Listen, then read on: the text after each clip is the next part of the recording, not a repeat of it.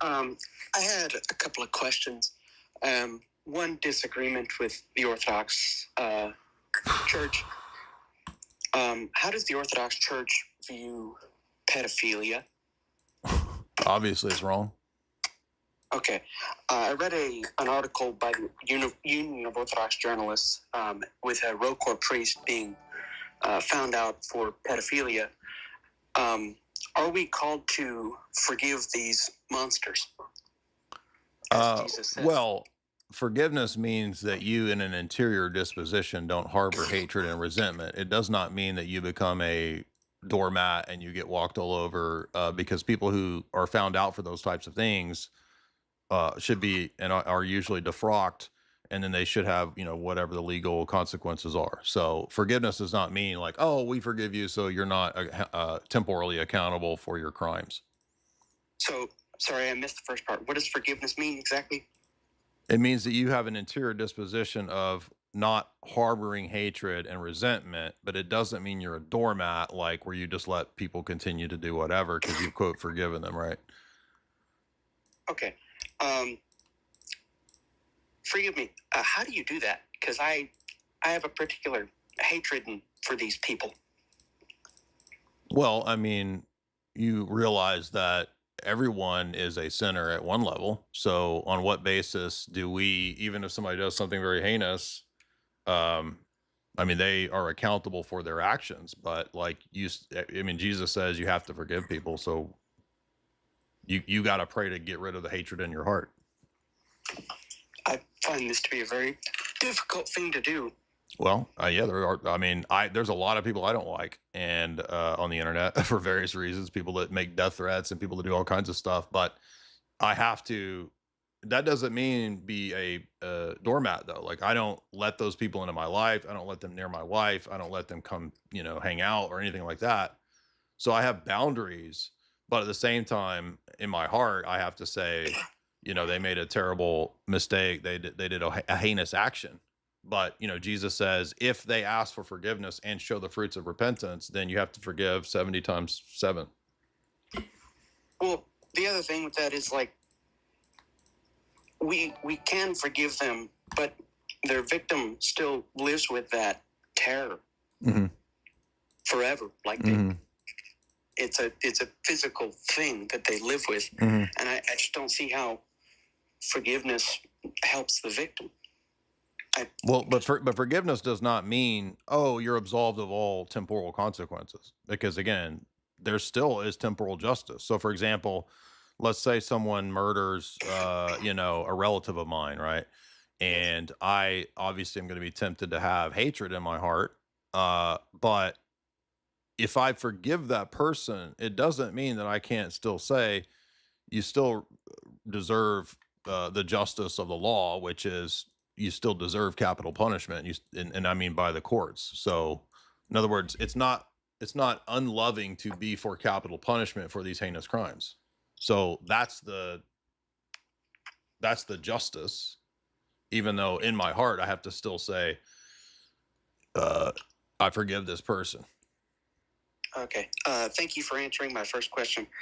Second question is, how do you go about dealing with people who say that, like ecumenists or people who say, it's okay that people are Muslim or people are, I just had a discussion with my grandparents. I love them dearly, but they had this ecumenist idea of wanting to sacrifice tradition, they're Catholic, so the Catholic tradition for this ecumenist idea of everybody can be saved through their own faith.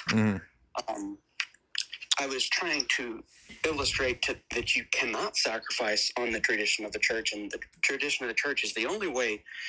But I believe I did so in an incorrect and unloving manner.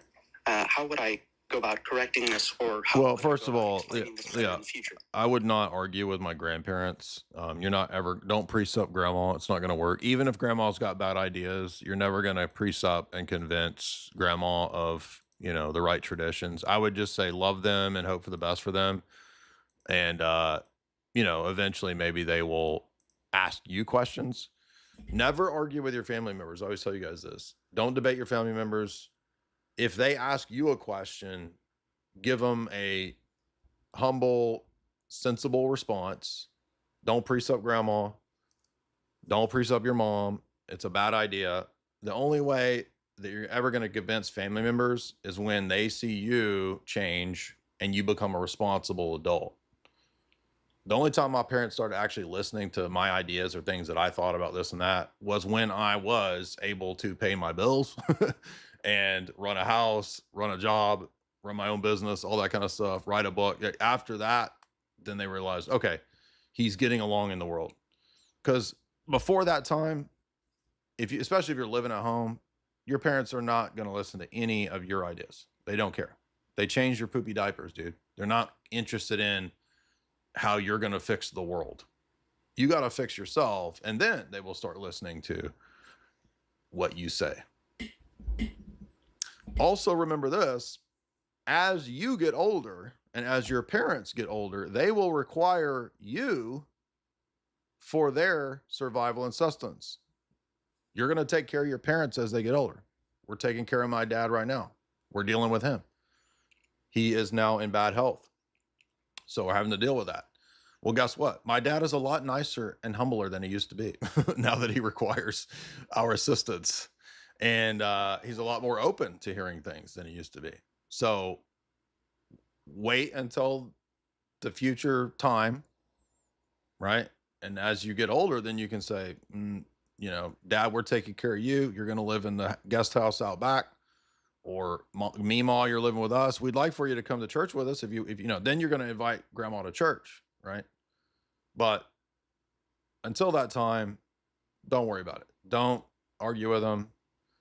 And I'm telling you this because I made all these same mistakes. In my 20s, when I was super Calvinist, I would go to Thanksgiving and literally debate everybody about Calvinism. I would pre-sop the whole family at Thanksgiving, dude. I was the arch Spurg to the max. I bet none of y'all can even touch my level of my 20s Spurgatism. I was the Spurg before y'all was even around.